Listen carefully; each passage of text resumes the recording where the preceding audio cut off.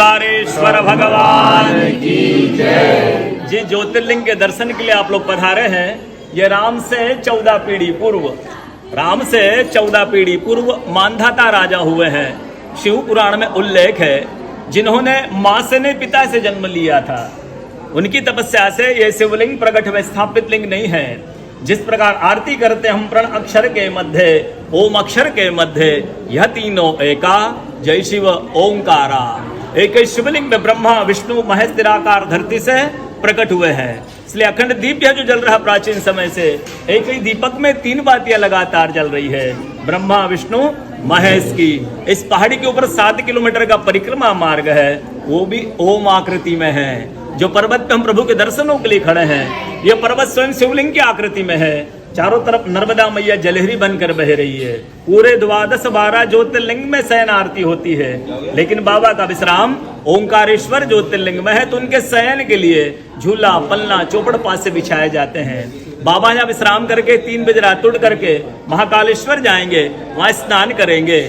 इसलिए वहां का भस्म आरती प्रसिद्ध है, यहाँ का शयन आरती प्रसिद्ध है। शिव पुराण में भी कथा आती है, महिलाएं 16 सोमवार व्रत करती है, उसमें भी कथा आती है।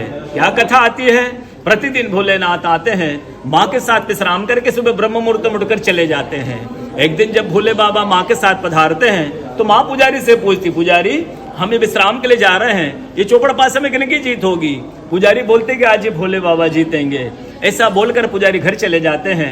भोले बाबा माँ विश्राम के लिए चले जाते हैं। सुबह ब्रह्म मुहूर्त में जैसे ही भोले बाबा माँ बाहर निकलते हैं, पुजारी द्वार पर रहते हैं। तो माँ पुजारी से पूछती, पुजारी कल मैंने आपसे पूछा था, हम विश्राम के लिए जा रहे, चौपड़ पासे में किन की जीत होगी? आपने कहा भोले बाबा जीतेंगे। भोले बाबा नहीं, मैं जीती हूँ।